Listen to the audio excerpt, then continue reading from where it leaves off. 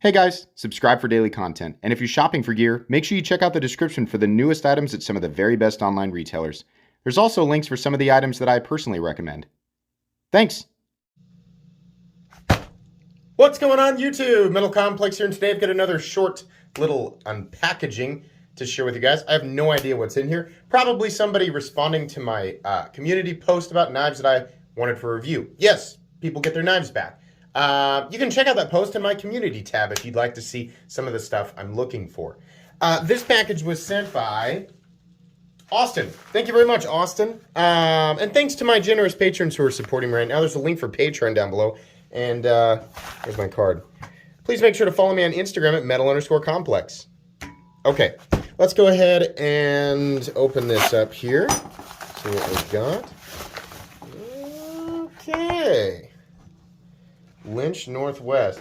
The box is not necessarily indicative of what's inside. Is there a note? There is a note. There's the pouch. I recognize that. Look, I don't think that's actually what's in there, though. Yes. My name's Austin. I just started watching your channel, but I really enjoy your content. You can use it and disassemble my knife if you want. As long as it gets back to me in one piece, I'm fine. It absolutely will. Happy to help out the channel, and if you could shout out my Instagram, I would really appreciate it. No problem, man.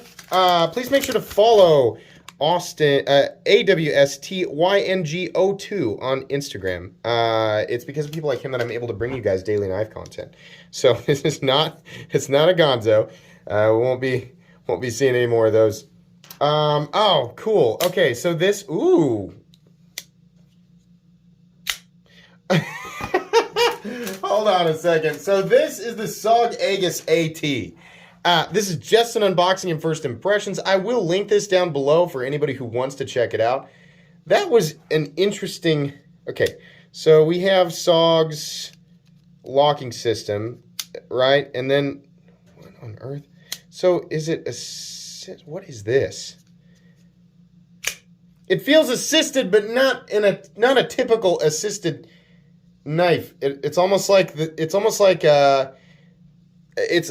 feels like the combination of an automatic knife and an assisted knife, but technically, yeah, you can see there's tension right here, right?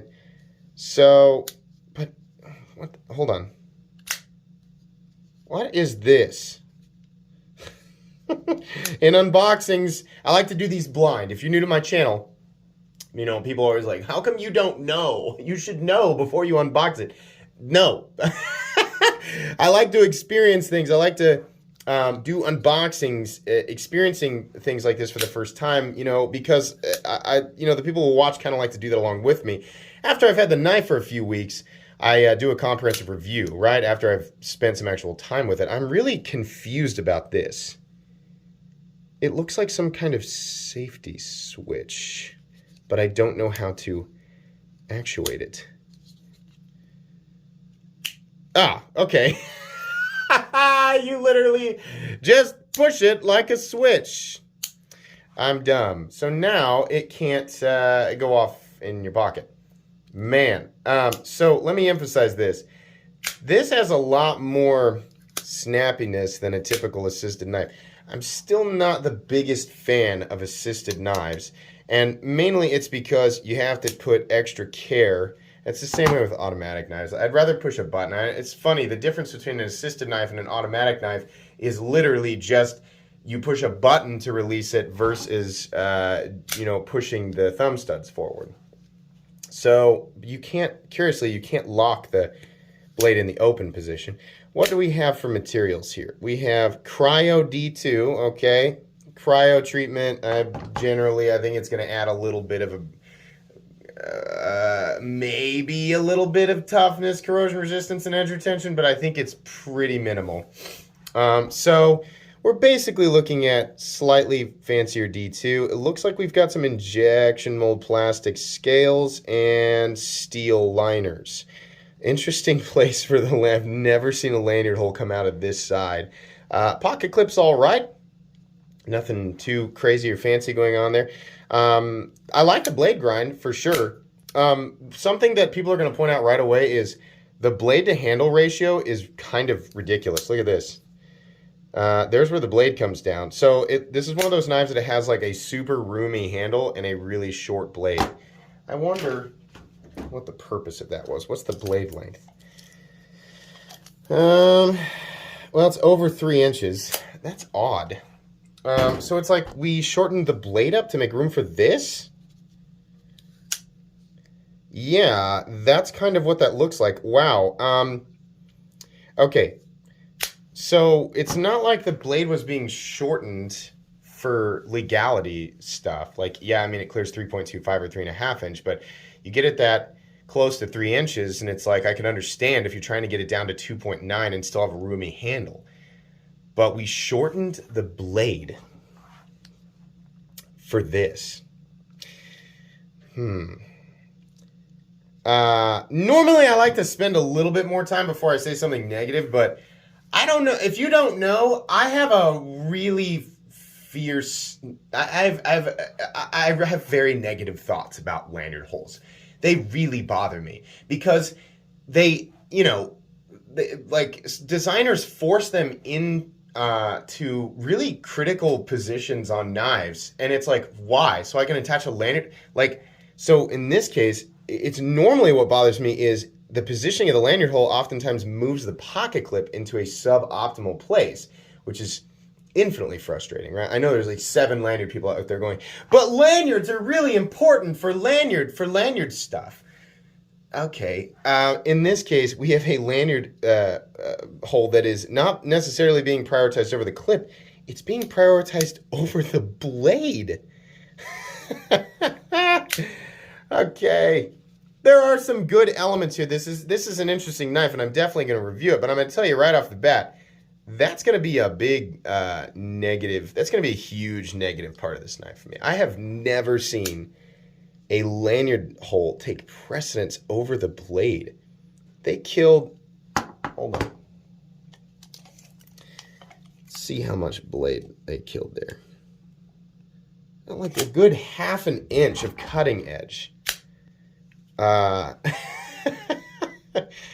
Okay. The knife is super comfortable. I mean, yeah, it's got really good ergonomics. The lockup is solid, very easy. I mean, here's the other thing. It's like this deal right here. Normally it makes me want to whip it closed, like how it is on a Benchmade bug out, right? You pull these down and then it just closes with one hand, but it's not the case because there's spring tension that you have to use 2 hands. This is a weird knife. I will link this down below. SOG has some cool stuff. SOG is definitely like moving forward with much more like practical designs. They've gone from tactical, like overly tactical, to reasonably practical. They've got a lot of, like, they still have, like, the SOG nature is still there. They just have better materials, better designs, right? And fit and finish is a lot better than what I remember it being like 8 years ago, which is why I avoided SOG for so long in this channel, because I was like, nah. That's like the stuff that I got into when I first was like, oh, pocket knives are cool. So, I mean, like, obviously the best ones are all black, serrated, and tanto, and SOG was like, oh, that's us.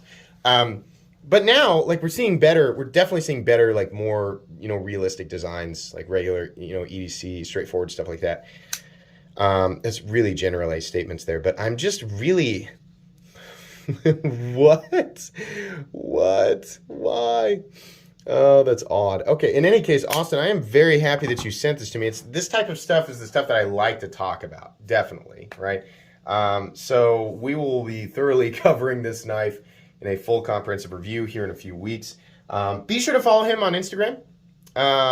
Thanks again to everybody who is watching. Please make sure to follow me on Instagram at metal_complex. If you enjoyed this video, leave a like. If you'd like to check out my other content, I do of course have lots of videos of knives that are either expensive or inexpensive that I do or don't like. So check those out. And if you enjoy all my content, go ahead and click on that Metal Complex logo right there and subscribe, because there's definitely more coming. Thanks again for watching, everybody, and have a great day.